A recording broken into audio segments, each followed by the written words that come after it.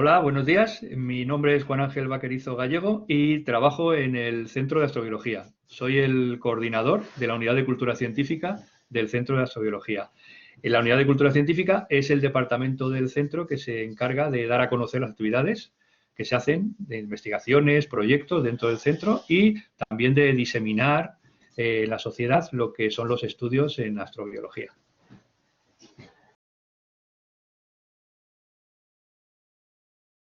Mi formación es de astrofísica. Estudié la carrera de físicas hace ya mucho tiempo, mucho tiempo, y me especialicé en astrofísica. De manera que, bueno, pues en principio mi formación me permite pues mantener muchos de los conocimientos que tuve pues actualizados y me ayudan mucho en estas cuestiones que tienen que ver con la búsqueda de vida fuera de la Tierra, ¿no? En otros planetas. Hola, soy Javier del Colegio Compañía de María de Sanlúcar. Me gustaría hacerle una pregunta a Juan Ángel Vaquerizo. Hola, Juan Ángel. En biología hemos visto que los planetas no emiten luz. Entonces, ¿cómo se descubren nuevos exoplanetas fuera del sistema solar si no se pueden ver? Muchas gracias. Gracias, Javier, por la pregunta. Es una pregunta pues muy interesante porque tiene que ver con una de las cuestiones más importantes a la hora de posible búsqueda de vida fuera de la Tierra, que son cómo descubrimos otros lugares donde pueda haber vida. Los exoplanetas, es verdad, tienes razón, que no emiten luz por sí mismos, sino que solo reflejan la luz que le llega de la estrella. Pero a pesar de eso, nosotros somos capaces de descubrir su presencia. Algunas veces hay diferentes métodos para descubrir exoplanetas.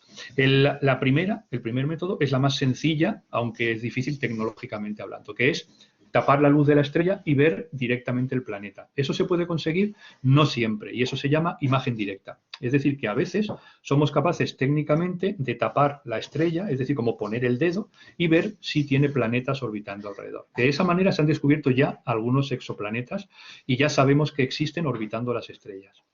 Muy poquitos con ese método. El mejor método para descubrir la presencia de exoplanetas es el método de lo que se llama velocidad radial. Y es un poco difícil. Lo voy a intentar explicar para que me entiendas y para que nos entiendan todos los que nos estén escuchando ahora y viendo. Lo que hacemos es estudiar el sistema planeta-estrella. Entonces, ahí lo que ocurre es que el planeta que orbita alrededor de la estrella hace que el sistema tenga un cierto movimiento alrededor del centro de masas global. Eso hace que la propia estrella gire en torno al centro de masas. Así que tenemos un sistema en el cual todos los elementos del sistema planetario, la estrella y los planetas, giran alrededor de ese centro. Eso hace que la estrella produzca un cierto bamboleo. Ese bamboleo lo podemos medir observando la luz de la estrella. La luz de la estrella, cuando la observamos con los telescopios, tiene un cierto bamboleo, es decir, las líneas de absorción que se producen en la luz que nos llega tienen un cierto movimiento. De ahí podemos deducir la presencia de exoplanetas. Ese es el método que más exoplanetas nos está permitiendo descubrir. Pero solamente deducimos que están ahí, pero sabemos relativamente poco de ellos. El método mejor es el que se llama de tránsito, que es literalmente un eclipse. Es decir, ese sistema planetario lo vemos de canto y los planetas cuando pasan delante de la estrella eclipsan la luz de la estrella. Entonces, cuando nosotros no observamos el planeta, pero observamos que la luz de la estrella decae y vuelve a subir de una forma periódica. Y eso nos permite deducir que esa estrella tiene algo que pasa delante y que tapa su luz. Por lo tanto, deducimos que es un planeta. Cuando tenemos eso es un tránsito y descubrimos planetas. Con ese método podemos descubrir el tamaño del planeta y el periodo de rotación, es decir, sabemos un montón de cosas del planeta. Con lo cual es una forma muy interesante. De eso hay bastantes exoplanetas descubiertos así, pero ya digo que la mayoría es de velocidad radial. Y el último es el que se llama, es un poco técnico, pero se llama de lente gravitacional. Y eso lo que hace es cuando el sistema planetario, la estrella y sus planetas, pasan delante de otra estrella. Es decir, que entre nosotros y ese sistema planetario, al fondo hay otra estrella. El paso de ese sistema planetario hace que la luz de la estrella que está por detrás tenga una cierta amplificación y eso lo podemos medir también. Entonces tenemos el método directo, el método de velocidad radial, el método de tránsitos y este método de lente gravitacional, que son los 4 métodos mediante los cuales hemos descubierto ya más de 4.000 exoplanetas. Hola, yo soy Rebeca, de primero de Bachillerato de Ciencias, de IES Doñana, y mi pregunta va dirigida para Juan Ángel. Nos gustaría saber si se han realizado investigaciones que demuestren que existan los agujeros de gusano y los atajos que los atraviesan. Pues muchas gracias, Rebeca, por tu pregunta, muy interesante también. Siempre que hablamos de agujeros negros, las preguntas son muy interesantes y en tu caso, pues evidentemente con los agujeros de gusano más. A ver, un agujero negro es un objeto que es un objeto estelar que se forma cuando una estrella termina su vida, en particular las estrellas que tienen mayor masa. Entonces, el núcleo de la estrella, cuando termina su vida, implota y forma ese agujero negro. El agujero negro es un resultado de un colapso gravitatorio de una masa determinada y eso genera en el espacio-tiempo una curvatura infinita que se llama singularidad. Entonces, ¿qué ocurre? Que eso lo hemos descubierto, lo hemos observado y lo tenemos más o menos localizado. No se observa el agujero negro, sino lo que provoca en el espacio-tiempo alrededor. Entonces, ¿cómo son los agujeros de gusano? Los agujeros de gusano son un resultado de la teoría de los agujeros negros. En concreto, tiene que ver con qué le pasa dentro del agujero negro en esa singularidad. Entonces, cuando decimos que el espacio-tiempo se curva sobre sí mismo de una manera infinita, podemos tender a pensar que puede pasar, aquí con una hoja lo puedo mostrar, como que el espacio-tiempo se curva sobre sí mismo y llega a producir esos contactos en lugares separados del espacio-tiempo que en un momento dado, por ese colapso gravitacional, se tocan. A ese concepto teórico se le llama agujero de gusano. Y tendemos a pensar que el agujero de gusano conecta zonas separadas y por lo tanto que podemos plantear que pueden existir esos atajos en el espacio-tiempo. Entonces, todo eso es teoría. Todavía no se ha encontrado ni demostrado que los agujeros negros tengan esos puentes espaciotemporales. ¿Eso significa que no existen? Pues como tú bien preguntas, ¿puede haber ese agujero de gusano? La respuesta es que puede. Lo que pasa es que no se han descubierto todavía. Entonces, en el futuro, lo que tenemos que plantear es cómo podemos descubrir que esos agujeros de gusano o esos puentes espaciotemporales existen. Entonces, eso lo dejo para, por ejemplo, para ti, Rebeca, que si te interesa y quieres estudiarlo, que lo hagas, porque evidentemente es un campo abierto. Para los que tenéis así más inquietudes de este tipo, como Rebeca, pues yo os aconsejaría que vieseis la película Interstellar. Es una película muy interesante porque, fijaos, aparte de la historia, que no voy a destriparla para que la veáis, la parte física, la parte teórica de agujeros negros estaba asesorada por el mayor experto mundial en agujeros negros. Es decir, que todo lo que se cuenta en la película tiene una base científica y teórica real y cierta, con lo cual os podéis hacer una idea de por dónde van los tiros en estos tipos de preguntas de agujeros de gusano y puentes espaciotemporales. Soy Teresa de la Escuela de Arte y mi pregunta es, de los planetas y estrellas que está investigando o ha investigado, ¿cuál le gusta o le apasiona más especialmente?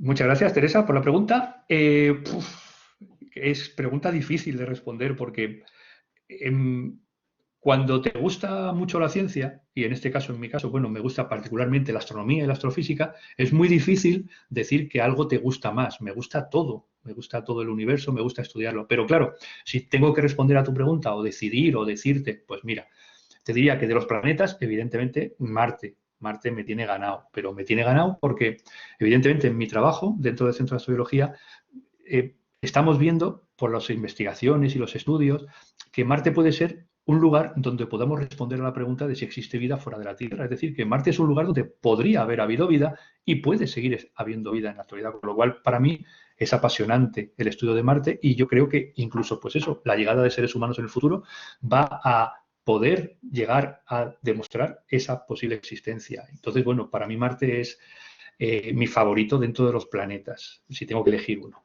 Y luego, realmente, de los objetos estelares que me apasionan son los agujeros negros, claro, las estrellas de neutrones, esos objetos que quedan colapsados y que, bueno, pues que no se sabe muy bien cómo es dentro su interior. El hecho de un agujero negro, cómo es la materia dentro, me apasiona. Entonces, bueno, pues tendría un poco esos dos, ¿no? Esos dos lugares, por un lado, Marte como ese planeta rojo donde puede o podría haber vida, y los agujeros negros como esos objetos misteriosos que nos fuerzan a querer saber más y nos fuerzan a querer ser científicos y estudiar el universo. Hola, me llamo Hugo Bellido del Colegio Nuestra Señora del Pilar y mi pregunta va para Juan Ángel Vaquerizo. Entre Einstein y Newton, ¿cuál considera que es el físico más importante? Muy bien, Hugo, muchas gracias. Como antes hizo Teresa, tú también me haces preguntas difíciles de responder porque me pides elegir. Entonces, bueno, pues entre Einstein y Newton, claro.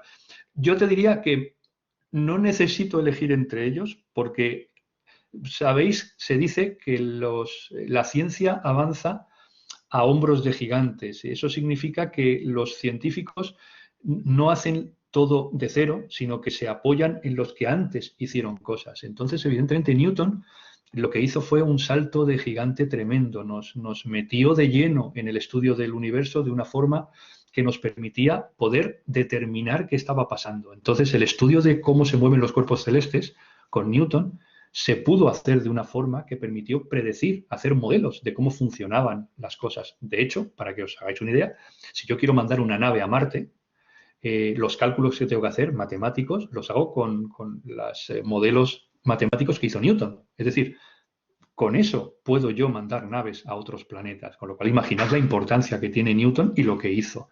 Pero evidentemente cuando se estudia luego el universo a gran escala y se descubre, por ejemplo, pues que se está expandiendo, que tenemos agujeros negros, espacio-tiempo curvo, la gravedad curva el espacio y la materia es energía y son equivalentes, todo ese tipo de conceptos que evidentemente están muy por encima de Newton, son el resultado de lo que planteó los modelos de Einstein. Entonces, claro, ¿cómo elegir entre uno y otro? Si uno me permite poder hacer cálculos para viajar por el espacio y el otro me permite conocer cómo es el universo realmente. Entonces, como ves, realmente, Hugo, es difícil determinar con cuál de ellos. Evidentemente, por las cuestiones que tienen que ver con los conceptos abstractos y por la cercanía en el tiempo, me quedo más con Einstein, ¿no? También me gusta de Einstein el hecho personal, ¿no? Se le daba mal las ciencias, no le gustaba mucho, no se le daba mal la ciencia, lo he dicho mal. No le gustaba ir a clase de ciencias, era mal alumno, no mal estudiante, mal alumno. Pero luego él estudiaba por su cuenta y hacía las cosas, fijaos, pues como de una forma un poco más a su modo. Mientras que Newton pues era diferente, vivió en otro siglo, otra época, y evidentemente compararlos es difícil. Así que de cada uno me cojo sus cosas, pero porfa, Hugo, no me pidas que elija entre ninguno. Hola, soy José Antonio, del Instituto Hielo Las Flores, y voy a hacerle una pregunta a Juan Ángel Vaquerizo. Y quería preguntarle que si hay un estudio reciente que dice que en Marte, hace 4.000 millones de años, hubo agua y las condiciones idénticas a la Tierra. Y quería preguntarle que por qué en la Tierra se desarrolló vida y en ese planeta no. Y a qué se debe este deterioro de este planeta. Muy bien, gracias José Antonio por tu pregunta. Tienes toda la razón. Los estudios actuales de Marte, bueno, ya hemos aprendido un montón de cosas de Marte, ya hemos enviado casi 50 misiones a lo largo de la historia a Marte y todas ellas siempre nos han permitido conocer cada vez más cosas del planeta. Una de las cosas más establecidas ya sobre Marte es justo lo que has dicho tú. Sabemos que Marte en el pasado tuvo agua líquida en su superficie durante largos periodos. La época, pues como tú dices, hace unos aproximadamente 4.000 millones de años. Y es verdad, como dices tú, que Marte y la Tierra en esa época eran muy parecidas, muy parecidas. Entonces, la pregunta de por qué en la Tierra se desarrolló vida y en Marte no, es una pregunta que todavía se está tratando de responder, porque precisamente, como tú dices, podría haberse desarrollado también la vida en Marte. Así que lo que estamos tratando de determinar es precisamente si llegó a desarrollarse o no la vida en Marte. Es decir, que no podemos decir que en Marte no se desarrollara la vida en esa época, sino que estamos tratando de responder ahora mismo a esa pregunta. Y es posible que, como tú dices, haya podido aparecer vida en Marte. Así que ahí dejo la cosa, que en principio, a día de hoy no tenemos datos que nos hagan pensar que no hubo vida en Marte, pero tenemos que demostrarlo, con lo cual puede que al final tengas tu razón y realmente pasara eso, que se desarrolló vida en la Tierra y también en Marte.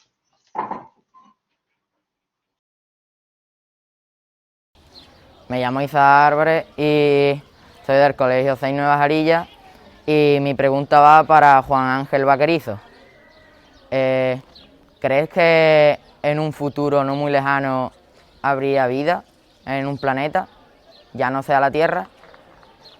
Muchas gracias, Isaac, por tu pregunta. Es una pregunta complicada, complicada por lo siguiente, porque haces una pregunta como si pensamos los científicos que podríamos encontrar vida. Entonces, para responderte a esa pregunta, voy a hacer lo siguiente, para que te hagas una idea, ¿vale? Los estudios actuales nos están permitiendo conocer la existencia de muchos otros sistemas planetarios, aparte del sistema solar. Entonces, cuando nosotros buscamos los lugares donde podría haber vida, lo que sí que tenemos bastante claro con lo que hemos aprendido en el campo de la astrobiología es que la vida se tiene que dar en entornos, vamos a decir, estables en el tiempo. Es decir, que durante periodos de tiempo largos las condiciones estén más o menos estables. Y de esa manera la materia pueda hacerse compleja a nivel químico para dar lugar a la complejidad química que es la vida. Entonces, lo que planteamos es que los lugares donde las condiciones permiten que la química evolucione hacia lo complejo son lugares donde la vida puede aparecer. Entonces planteamos lo siguiente, vale, ¿tenemos ese tipo de entornos en el universo? Y entonces la respuesta pues va un poco por lo que te estoy diciendo. Hemos descubierto más de 4.000 exoplanetas a día de hoy. Y evidentemente, cuanto mejores son nuestros instrumentos de observación, descubrimos más. La formación de los sistemas planetarios es más o menos estándar, con lo cual prácticamente cuando se forman las estrellas, estas se forman con planetas, con lo cual podemos pensar que si en una galaxia hay entre 100.000 o 200.000 millones de estrellas, podemos pensar que en todos esos miles de millones de estrellas haya planetas y que en esos planetas las condiciones puedan permitir que la vida aparezca. Cuando pensamos que además hay miles de millones de galaxias en el universo, imagínate la cantidad de posibles planetas que puede haber por el universo, en los cuales las condiciones puedan permitir que exista la vida. Entonces, la pregunta tuya de ¿podríamos encontrar vida en otro planeta? La respuesta sería que, teóricamente, la posibilidad de que la química evolucione para dar la vida es alta, es decir, que puede haber en lugares en el universo donde pueda estarse dando ahora mismo la vida, además de en la Tierra. El problema es encontrarlo. Es decir, que podríamos estar teniendo vida en el universo y ser esto tan grande y tan inmenso que no podamos llegar a descubrirlo, porque es muy grande. Entonces, ese es un poco el punto. Es como si yo te hago la siguiente pregunta. Imagínate que estamos en un bosque. Imagínate que estamos en primavera. ¿Qué probabilidad hay de que en ese bosque haya abejas? Entonces tú puedes pensar, bueno, como es primavera y ya sabemos que, claro, hay flores y entonces las abejas van a estar, la lógica me dice que es probable que haya abejas en el bosque, pero a lo mejor donde tú estás, en el claro, y estás mirando a tu alrededor, no ves ninguna. Entonces, ¿qué planteamos? Tenemos que plantear de qué manera podemos buscar en ese bosque, desde dónde estamos, con los medios que tenemos, para determinar si hay abejas o no. Entonces, esa pregunta yo no he hecho un boomerang, ¿vale? No he sido malo, Isaac, pero te planteo para que te des cuenta de que realmente los científicos creen que puede haber vida fuera de la Tierra, pero que realmente son conscientes de que puede ser muy difícil encontrarla. Entonces, tenemos que buscar métodos que nos permitan determinar si esas condiciones se pueden estar dando fuera de la Tierra. Buenas, Juan Ángel Vaquerizo. Soy Adriana Martín de IES Paterna y quería preguntarte que si existe algún combustible de nueva generación para los viajes espaciales y que, de ser posible, de formar una colonia en Marte, cómo la gravedad y los otros agentes externos podrían afectar a la vida humana. Muchas gracias, Adela, por la pregunta. Bueno, por las preguntas, son dos. La primera te la respondo rápido. Los combustibles de nueva generación entiendo que es en los viajes planetarios, ¿no? En los viajes interplanetarios. A día de hoy tenemos como dos opciones para impulsar las naves. La primera es impulsarla para que salga de la Tierra. Es decir, necesitamos que salga un poco del abrazo gravitatorio que la sujetaría, que la traería de nuevo a la Tierra. Entonces, para eso realmente estamos un poco limitados por lo siguiente. Necesitamos que los cohetes impulsen mucho y muy rápidamente la nave espacial. Con lo cual, realmente no hay mucho margen de maniobra. A día de hoy, sabéis que utilizamos combustibles, en este caso sólidos, ¿no? Pero que, bueno, que hacen luego una emisión de gas que por efecto, ¿no? Acción-reacción, el sistema se mueve en sentido contrario a la salida de los gases.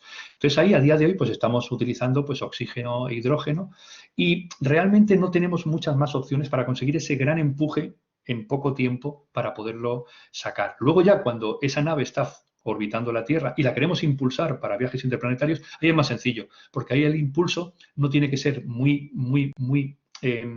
intenso en periodos cortos de tiempo, sino que puede ser un impulso mantenido. Y ahí, por ejemplo, lo que se está poniendo ahora mismo más o menos como estándar es lo que se llama la impulsión iónica, ¿vale?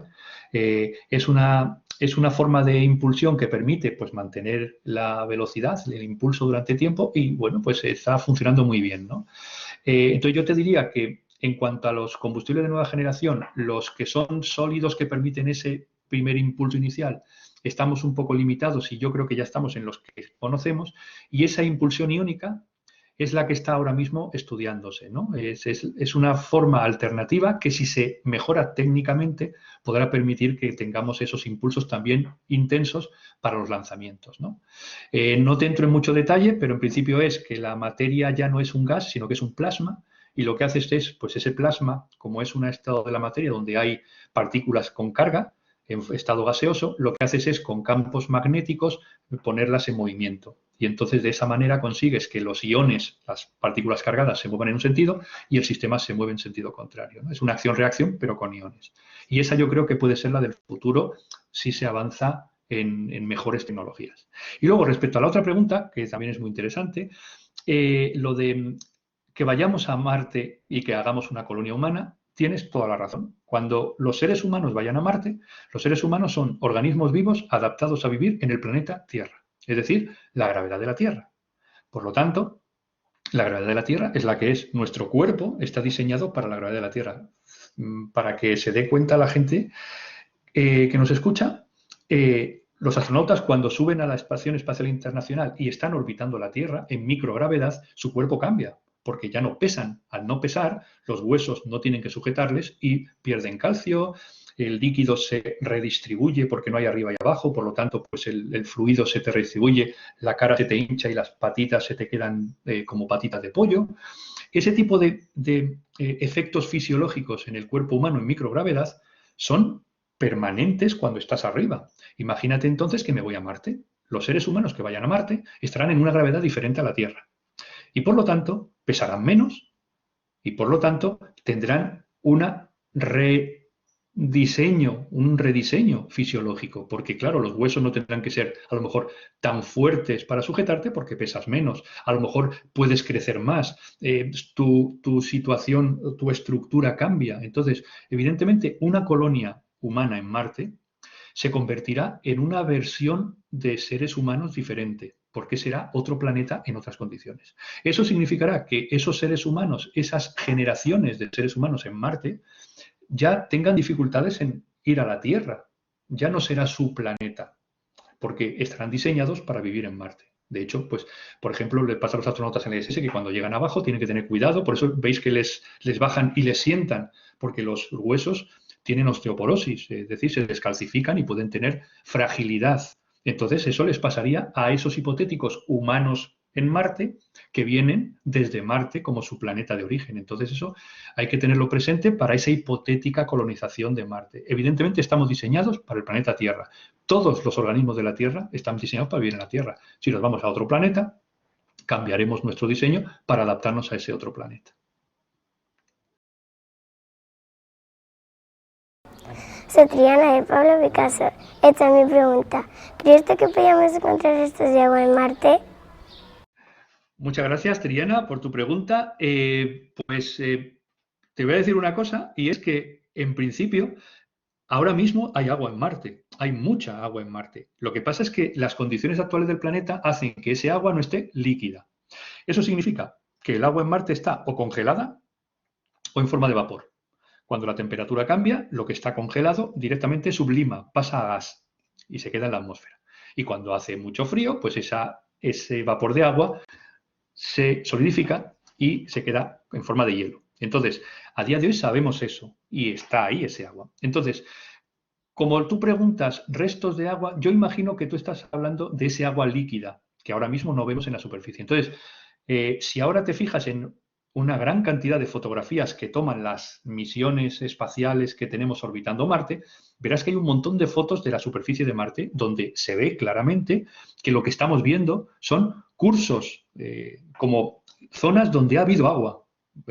Prácticamente puedes decir, por aquí ha pasado agua. Son como ríos, cauces de ríos secos, o zonas que son como lagos que ya no están con el agua líquida, pero que han dejado la marca, como te pasa cuando vas por el campo, ¿no? Que puedes ir por el campo paseando y puedes decir, pues esto es un arroyo seco. Es decir, sabes que por aquí ha pasado el agua, ya no está, pero sabes que ha pasado. Pues eso pasa en Marte, con lo cual sabemos que en el pasado, por esas zonas, hubo agua líquida. En una pregunta anterior, que hemos hablado precisamente de esa cuestión, ¿no? Del agua pasada en Marte, pues ese agua a día de hoy no está líquida. Lo que creemos es que es posible que bajo la superficie, es decir, en zonas bajo la superficie pueda haber pues zonas de agua líquida, como pasa en la Tierra cuando hacemos un pozo, ¿no? Que no tenemos agua en la superficie, pero hacemos un pozo y encontramos agua debajo, esas capas freáticas. Pues es posible que ese hielo que tenemos en Marte acumulado, en zonas profundas, la presión pueda hacer que ese hielo pueda estar en estado semifluido. Y entonces, en algunos lugares creemos que puede estar ese agua líquida en Marte. Hola, me llamo Elvira y quería preguntar a Juan Vaquerizo cuál es el límite del universo. Muchas gracias, Elvira, por tu pregunta. Bueno, por tu pregunta, yo diría que es la pregunta o una de las preguntas. ¿Cuál es el límite del universo? Bueno, te cuento. A día de hoy, lo que hemos hecho los científicos, sobre todo los astrofísicos, los astrónomos, ¿no? Es observar el universo con telescopios, ¿no? Y entonces, bueno, pues lo que tú observas, evidentemente, cuanto más lejos observas, pues más atrás en el tiempo vas. Entonces, a día de hoy hemos observado cosas que están lejísimos y por lo tanto que están muy atrás en el tiempo. Lo que sabemos actualmente del universo en su conjunto es que tiene una cierta edad deducida de algo que le está pasando al universo, que es que se expande. Entonces, a día de hoy sabemos que el universo se expande. Por lo tanto, deducimos que si ahora está expandiéndose, en el pasado estuvo más concentrado. Cuando el reloj lo llevamos hacia atrás, se nos para en 13.800 millones de años. Es decir, que pensamos que el universo tiene esa edad. Claro, ¿eso significa que el universo tiene un límite? Bueno, pues en principio hay que plantear cómo es la geometría del universo. Entonces, te voy a contar un par de cosas nada más, porque es difícil. La pregunta es muy bonita, Elvira, pero es difícil de responder así con pocas palabras. Entonces, yo te diré, a día de hoy sabemos que el universo tiene un tamaño. Ese tamaño es lo que vemos. Voy a utilizar otra vez la analogía del bosque. Imagínate que estamos en un bosque, en un claro de un bosque, y yo me quiero preguntar cuál es el tamaño del bosque, cuáles son los límites del bosque. Evidentemente, como yo estoy en un claro, yo veo árboles a mi alrededor. Si yo tengo, por ejemplo, un láser de estos que tienen ahora los arquitectos y los albañiles, que sabéis que tienen un láser que mide la distancia, pues yo puedo ir con el puntero de ese láser y puedo ir apuntando a árboles. Y me van diciendo, pues ese árbol está a 10 metros, ese árbol está a 25, ese árbol está... Siempre doy en un árbol, ¿no? En un bosque, siempre doy en un árbol, pum, pum, pum, pum. Cuando he terminado de hacerlo todo alrededor, ¿cuál es el tamaño del bosque? ¿El radio del que está más lejos con mi puntero láser? En principio, eso será mi bosque observable. Pero el bosque puede ser mucho más grande, pero yo no lo veo porque me lo tapan los árboles. Entonces eso le pasa al universo. El universo creemos que evidentemente tiene un tamaño más grande del que vemos. Por eso lo que nosotros vemos del universo lo llamamos universo observable, que ya es muy grande, pero puede haber más universo, con lo cual en principio no sabemos exactamente el tamaño del universo. Así que tenemos un tamaño del universo observable, pero no tenemos el tamaño global del universo por esa analogía con el bosque. Ahora, si tú me dices si el universo tiene límite, es decir, que aunque no lo veamos, si lo tiene, ahí ya tendríamos que hacer estudios teóricos. Y entonces parece que el universo es finito por los estudios. Finito significa que tiene una cantidad de materia determinada, que no hay una cantidad infinita de átomos, pero no tiene límite. Y te voy a poner la analogía para que lo veas. Imagínate que el universo fuera esta hoja, ¿vale? Entonces esta hoja es finita, es decir, la cantidad de átomos que la forma es finita, se pueden contar. Y tiene límites, ¿ves? Que me muevo por el universo y llego a un límite, llego a un borde. Vale, ahora imagínate que yo con esto hago una esfera, ¿vale? Lo hago una esfera. Seguiría teniendo un número finito de átomos, pero ya no habría borde. Me movería por la esfera, pero nunca llegaría a un borde. ¿Entiendes? Bueno, pues eso es como pensamos que es el universo. Es decir, pensamos que el universo es finito, pero no tiene límite. ¿De acuerdo? Es un poco difícil, pero es lo único que te puedo contestar ahora mismo. Así que, por un lado, tenemos el universo observable, que tenemos un tamaño, pero que puede ser más grande. Por lo tanto, realmente no sabemos el tamaño real del universo. Por eso se habla de multiversos, otros universos por ahí. Y luego, que el universo realmente creemos que no tiene límite como tal por esa geometría que tiene. Hola Juan Ángel, soy Juanito, alumno de primero de la ESO del Colegio Zafa, y me gustaría preguntarte que si en tu opinión, ¿cómo influiría en el desarrollo de la vida en la Tierra el descubrimiento de los fósiles en Marte? Muchas gracias, Juanito, por tu pregunta, tocayo. La pregunta tiene un par de cosas que vas a ver que es muy interesante. A ver, hablar de fósiles en Marte es un poco aventurado, en el sentido de que para que haya fósiles, sabéis que los fósiles, bueno, tú lo sabes, Juanito, los fósiles son los restos de organismos que han vivido, ¿vale? Que ya han muerto, pero dejan un resto. Ese resto es sólido, es decir, tenemos que pensar que el organismo tenía partes sólidas. Entonces, es posible que los organismos que hay en Marte, que pudiera haber habido en Marte, no dejen rastro fósil, como ha pasado en la Tierra. En la Tierra, las primeras células que surgieron realmente no tenían partes duras. Entonces, cuando desaparecía la célula, no dejaba ningún rastro. Digo, del organismo. Entonces, realmente pensamos que los primeros organismos que hubo en la Tierra, esos tampoco dejaron rastro fósil. Con lo cual, si la vida ha aparecido en Marte en el pasado y esa vida ha sido simple, como le pasó a la Tierra, es posible que esa vida que apareció en Marte y que ya no está, no haya dejado rastro fósil. Con lo cual, podría darse el caso de que habiendo habido vida en Marte, no tengamos fósiles para estudiar. Ahora bien, voy a responder a tu pregunta también por otra vertiente. ¿Qué pasa si encontramos vida en Marte? Vida fósil, pasada, vida que no fósil, pero pasada. ¿Qué pasa? Bueno, pues esa pregunta es una pregunta para la que tenemos que prepararnos la humanidad. El ser humano se tiene que preparar para encontrar vida fuera de la Tierra, porque va a ser un hecho, vamos a decir, que va a hacer que se replanteen muchas cosas respecto a la humanidad. Porque no vamos a estar solos, la vida va a ser algo que se da en otros lugares y que por lo tanto puede ser común, y eso nos va a recolocar en el universo. Ahora mismo estamos como únicos, único lugar con vida. Recordáis que hace siglos éramos el único planeta en el universo, ahora somos miles. La única vida. ¿Qué pasará cuando no seamos la única? Bueno, pues ese paso va a ser muy importante y ese paso lo podemos vivir juntos, es decir, se puede dar en esta generación o podéis vivirlo vosotros, ¿no? O lo puedes vivir tú, Juanito, con lo cual tenemos que preparar a la humanidad para que acepte que la vida puede ser común y que puede haber otras vidas, ¿no? Entonces, bueno, pues va a ser muy interesante porque vamos a tener que cambiar radicalmente muchas de las cosas que tenemos ahora como ciertas. Hola, soy Paula, soy alumna del Instituto IES Fernando Savater y mi pregunta va dirigida al experto en astrofísica Juan Ángel Vaquerizo. ¿Cuáles son las características para la vida que se están buscando en Marte? ¿Parecidas a las que se dan en la Tierra u otras distintas?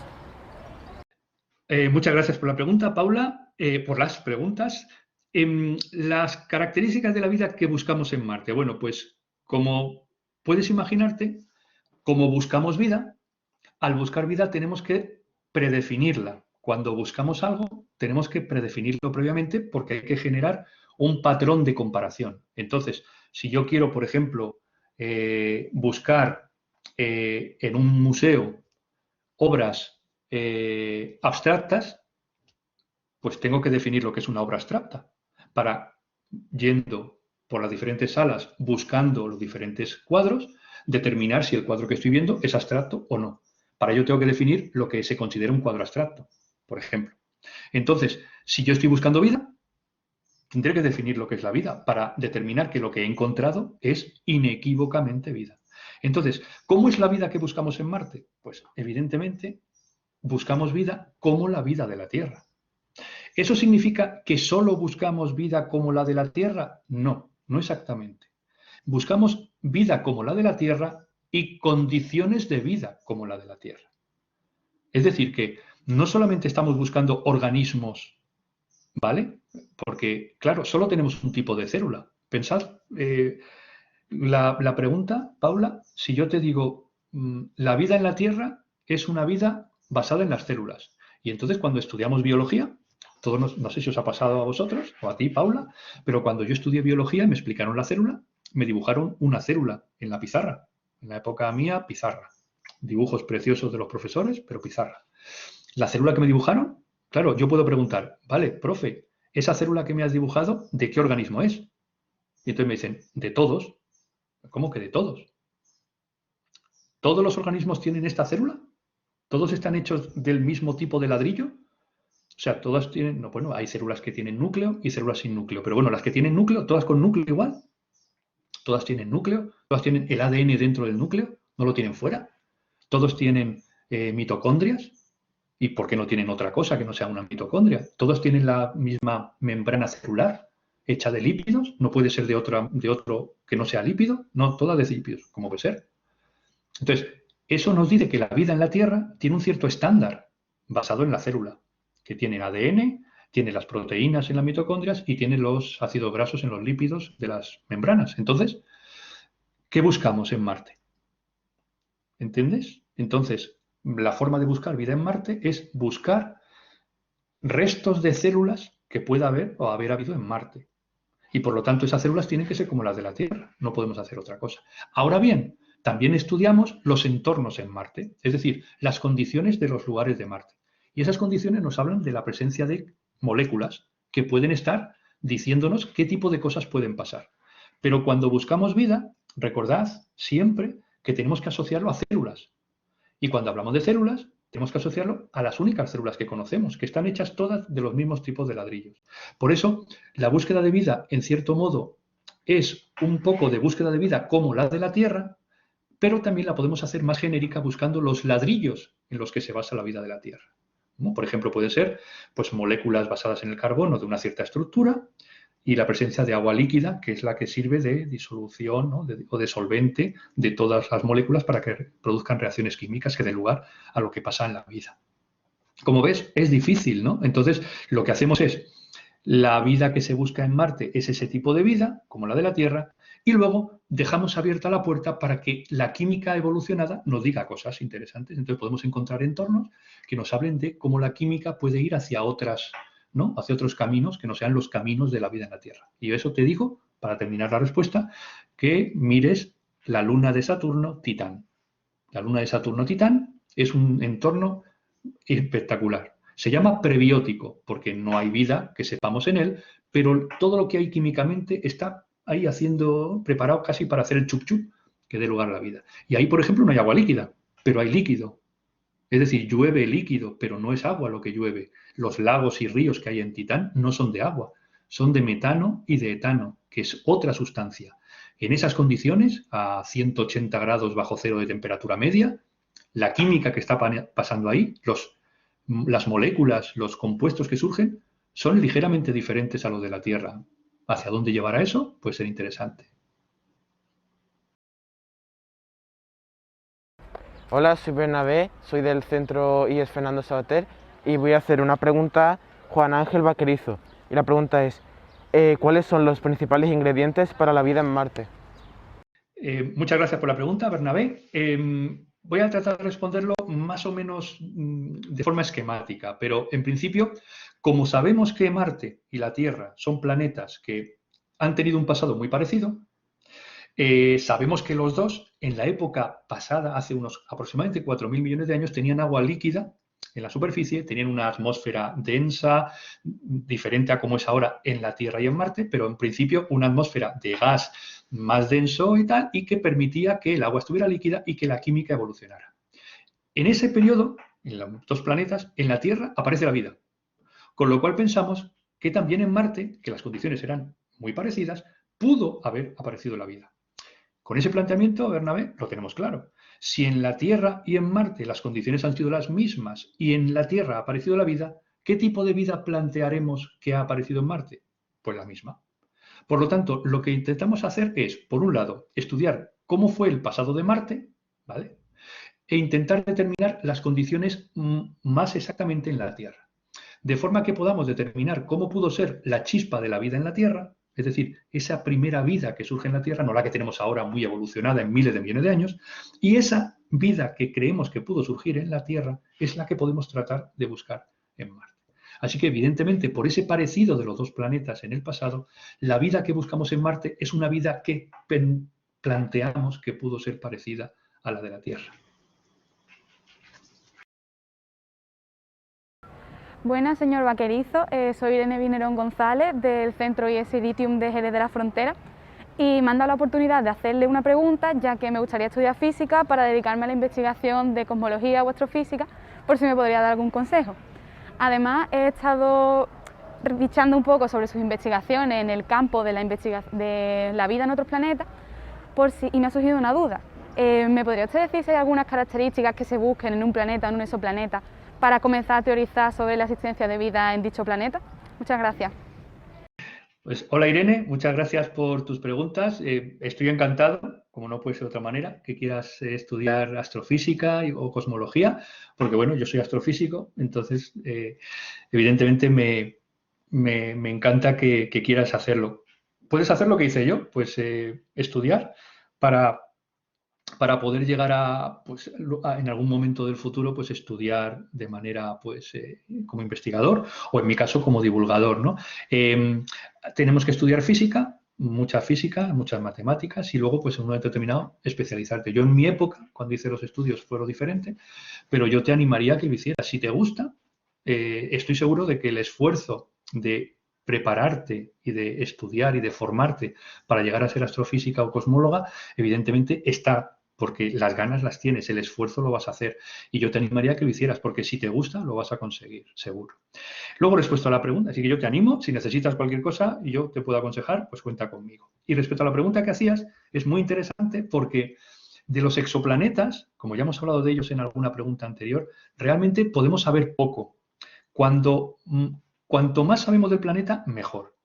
Tendemos a hacer algo que nos pasa siempre, y es tendemos a hacer comparaciones como lo que tenemos. Entonces, claro, tendemos a pensar que si un planeta es muy parecido a la Tierra, está muy cerca de la estrella como lo está la Tierra, y en la Tierra, pues tiene que haber vida, sí o sí. Y entonces yo, para eso te diría que pienses en Venus. Venus y la Tierra son casi iguales como planetas.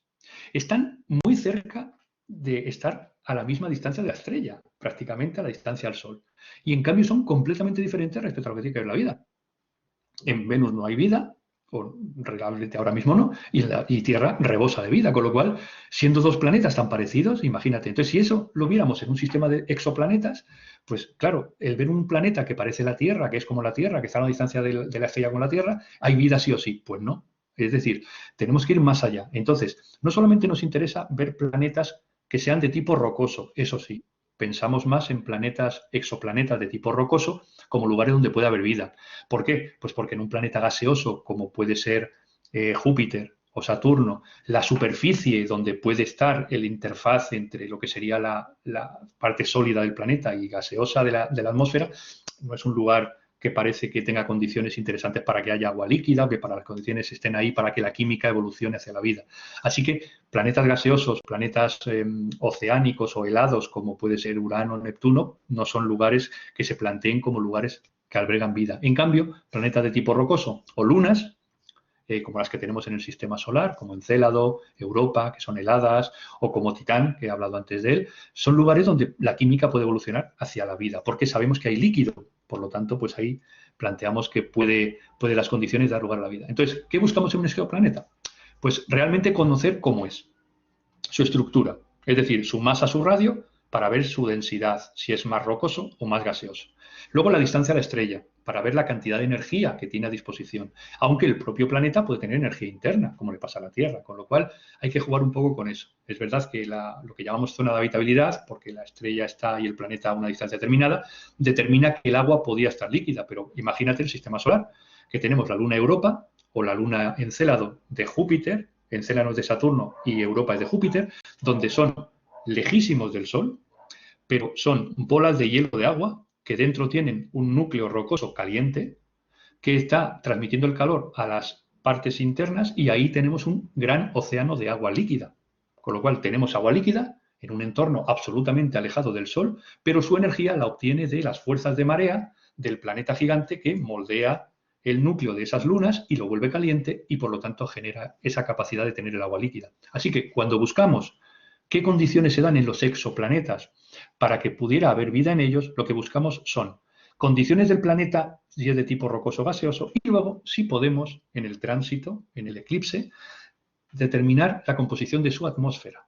Si conseguimos saber cómo es la atmósfera de ese exoplaneta, podemos tener datos de la posible presencia de metabolismo, es decir, vida, en él. Por ejemplo, en la Tierra, su atmósfera, la presencia de dos gases, oxígeno y metano, en las proporciones que tenemos, nos indican inequívocamente que hay metabolismo en este planeta y, por lo tanto, vida. Eso mismo podremos buscarlo en esos exoplanetas en los que tengamos la oportunidad de poder estudiar sus atmósferas gaseosas.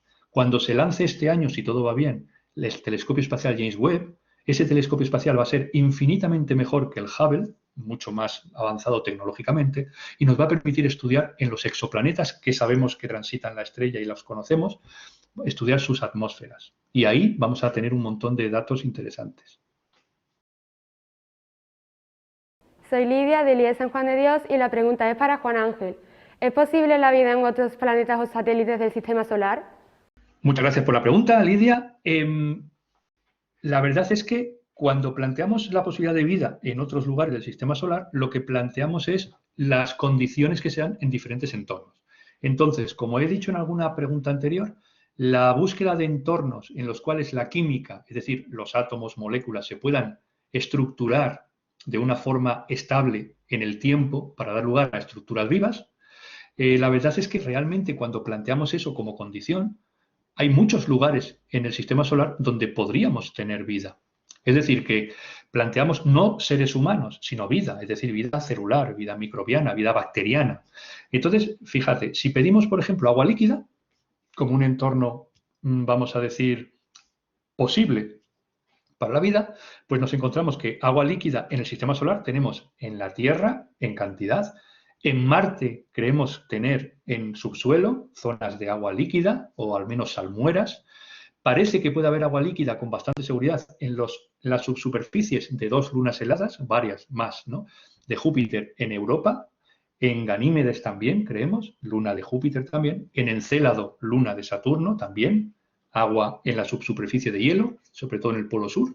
Y luego tenemos Titán, la luna de Saturno, que tiene lagos y mares de metano, y llueve metano y etano, y entonces ahí creemos que también las condiciones, aunque no es agua líquida, pero hay otro líquido, pueden hacer que la química pueda evolucionar y pueda haber o dar lugar a la vida. Con lo cual, realmente, entornos donde pensamos que la vida puede darse son entornos donde tenemos líquido, que ya es difícil, y luego tenemos entornos donde las condiciones permiten durante largos periodos de tiempo que la química, las moléculas, puedan, vamos a decir, reaccionar y estructurarse de manera compleja en el tiempo, dando lugar a la estructura viva, que es una estructura compleja a nivel molecular.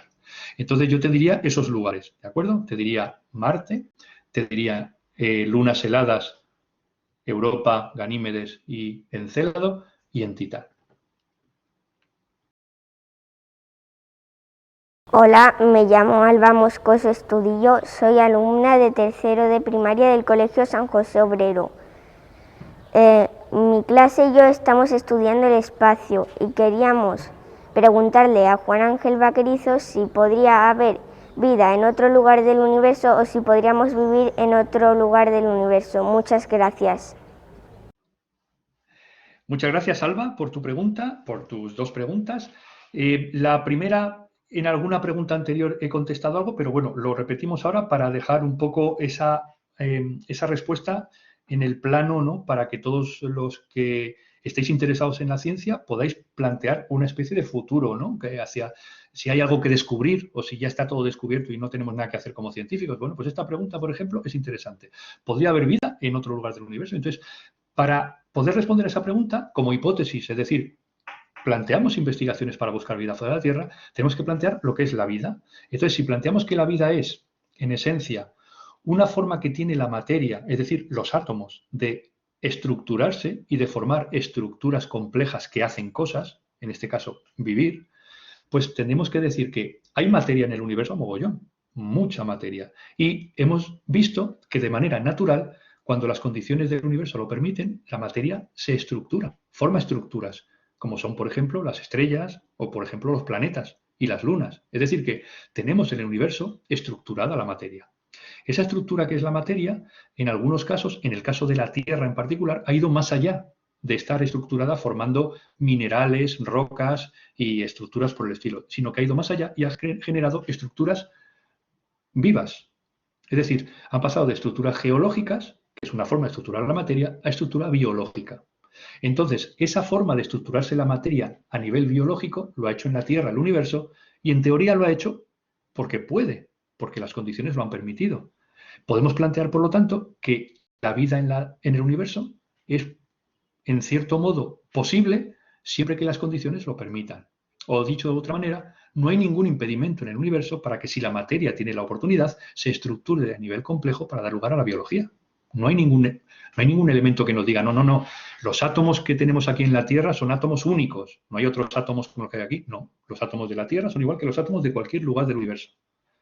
De hecho, la luz que nos llega de cualquier lugar del universo, de cualquier galaxia, nos indica que los átomos que hay allí son como los nuestros.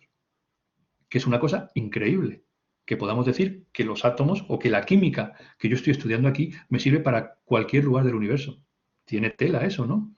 O sea que mi tabla periódica me va a permitir, si me voy a estudiar la carrera de química a la galaxia de Andrómeda, me va a valer mi tabla periódica de aquí, porque allí los átomos van a ser iguales que aquí. Y eso es increíble, el poder de la ciencia, de poder predecir eso a nivel universal. Entonces, la posibilidad de que haya vida fuera de la Tierra está ahí.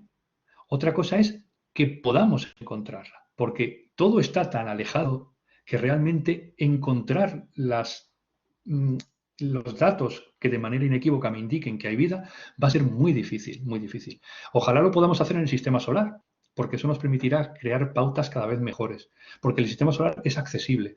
¿Quién sabe si ese acceso que yo digo que ahora es difícil se puede dar en el futuro? Yo os planteo que hagáis, sobre todo a ti, Alba, que has hecho esta pregunta, que plantees, por ejemplo, una cuestión de ciencia ficción. ¿Cómo puede ser la tecnología del futuro? ¿Cómo puede ser? Haz como hizo Julio Verne a finales del siglo XIX, que él imaginó cómo sería el futuro a 100 años, a un siglo. Y acertó prácticamente en todo, menos en el viaje a la Luna, que él lo planteó con un cañonazo, que es un poco bestia, pero llegamos a la Luna. Entonces, plantéatelo, Alba, ¿cómo va a ser el futuro en cuanto a la tecnología? ¿Vamos a poder diseñar métodos de estudio que nos permitan llegar a lugares que ahora no podemos llegar? Con la tecnología actual, pues llegar a la estrella más cercana nos llevaría, con la tecnología actual, 25.000 años. Es decir, que si mandáramos seres humanos, llegarían generaciones posteriores que cambiarían en el tiempo porque, claro, la microgravedad les haría cambiar. Lo que llegaría allí no serían seres humanos de aquí. Entonces, pero la tecnología puede cambiar. De aquí a 100 años, ¿cómo será? De aquí a 500 años, ¿cómo será? De aquí a 1000 años. Imaginad cómo éramos nosotros hace 1000 años en el pasado, en el año 1021. Imaginad, ¿no? Pensamos en el año 1021 ir a la Luna, por ejemplo, pues ahora ya estamos. Desde aquí al 3021, ¿dónde estaremos, por ejemplo, ¿no? En 1000 años. A lo mejor en el 3021, pues uno puede vivir en cualquier lugar del sistema planetario que quiera, o podemos viajar al centro de la galaxia, no sé. Entonces, toda esa imaginación te la dejo, Alba, porque esta pregunta es muy bonita, pero evidentemente, claro que podría haber vida en otro lugar. Otra cosa es que podamos descubrirlo. Y luego, poder vivir, pues ya te lo he respondido también. Evidentemente, poder vivir, siempre vamos a poder vivir si las condiciones para mantenernos vivos las podemos mantener. Es decir, que si podemos hacer un soporte vital que nos permita seguir vivos, seguiremos vivos. Evidentemente cambiaremos drásticamente si nos vamos a vivir a cualquier otro lugar del universo que no sea la Tierra, porque ya dije antes que estamos diseñados para vivir en la Tierra.